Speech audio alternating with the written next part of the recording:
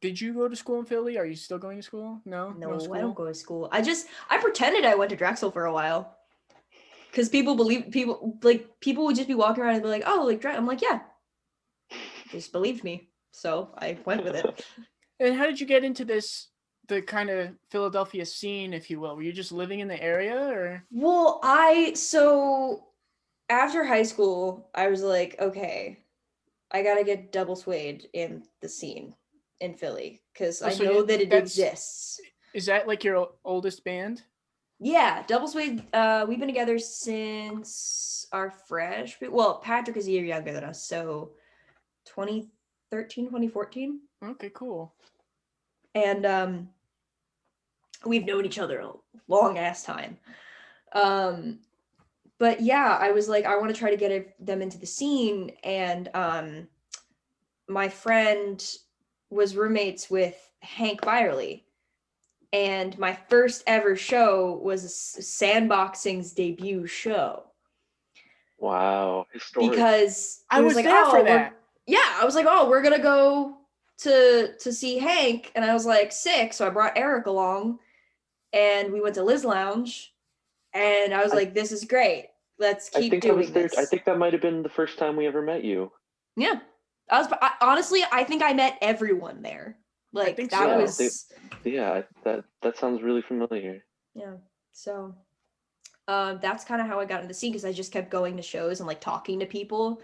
And having Hank was a really good connection. I also met David. And that was Our boy. bless that man. Um and yeah, I met him and I reconnected with some of my friends from high school that I didn't really hang out with that are also in the music scene. So I was like, oh, sick, this is cool. I don't remember what our first show was. I think our first show may have been at Liz Lounge. Because I was like, hey, Hank, can you put us on a bill? Thanks. Um, and Well, yeah, what year do you think that would have been? 2018. Wow. Okay, so Mm-hmm. we were either on a bill together, or I just happened to be at a show that you were playing. Yeah, And if those were the first couple of shows you we've played, definitely played a show together. Because yeah. that's when I had Shark Club stickers. Oh, I had then like yeah, the for ones sure with we like the did. Dixie cup like line on them. Yeah, Yeah, yeah. I had Yeah. those. Well, I mean, if those were your first show or one of your first shows, you had me fooled because you guys seemed really cohesive and tight. I Well, it was our first Philly show because we Oh, had okay. played our first actual show I think was in 2017, maybe like early 2017. Because there were a bunch of like smaller venues in Phoenixville and in Spring City. Um, yeah, we played at what is it called? I can't remember right now, but we used to play with this group that our friends had. They were sort of like a prog rock band, and they were like, "Hey, like we're looking for another person to be on the bill," and we jumped at that because we were like, we're not really the same kind of music, but we want to play something. So yeah, our first show was at Chaplin's in Spring City. So then we eventually migrated down to Philly, which was good because that helped a lot. That's where it's happening. Yeah, dude, this place is hip happening. I mean, I personally prefer like a basement show over a show at a bar or whatever. Do you feel the Mm-hmm. same way?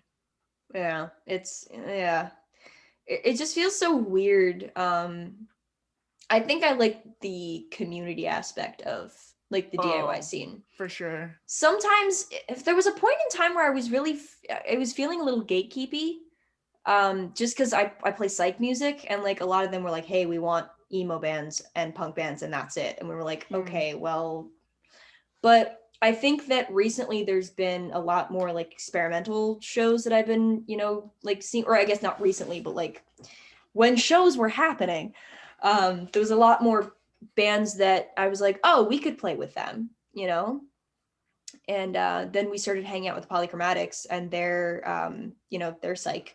So, and Psychic Agency, of course, and, all those people. So it was cool to be able to, as much as I love pop punk, I love punk, I love emo, it just didn't mesh with what Double Suede was doing. And we were getting kind of frustrated because everyone was like moshing to one band and then being like, what the hell are you guys doing with all these weird, like, what are you guys doing? Like, we'll stay, but we don't know what's happening.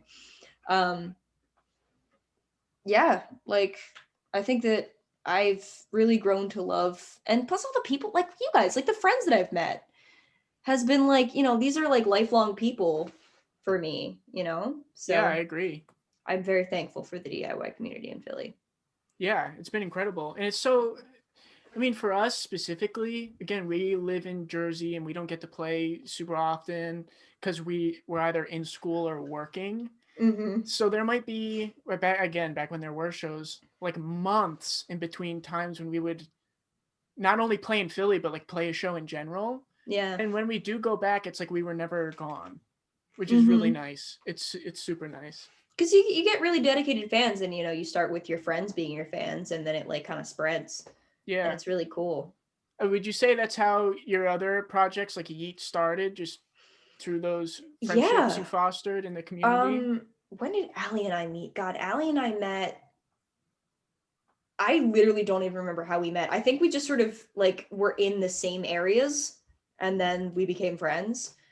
And then yeah, they had like texted me and were like, hey, like I'm putting together a project with like two of my other friends from Temple. Like, so I'm in I was in a like a Drexel like DIY area and then also playing in like a Temple based band. And yeah, I mean, like that's how stuff like Yeet has happened. Yeet is really fun. I really like Yeet.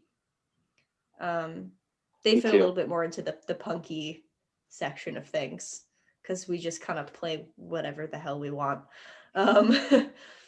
But yeah, and like I never, because you know with DIY I never would have met like Allie, Noah, and Jay if it hadn't been for you know the community of people.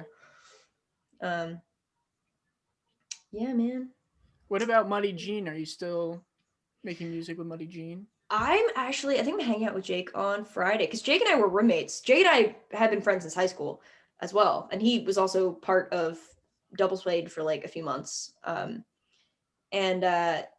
he actually produced our second EP that we have out.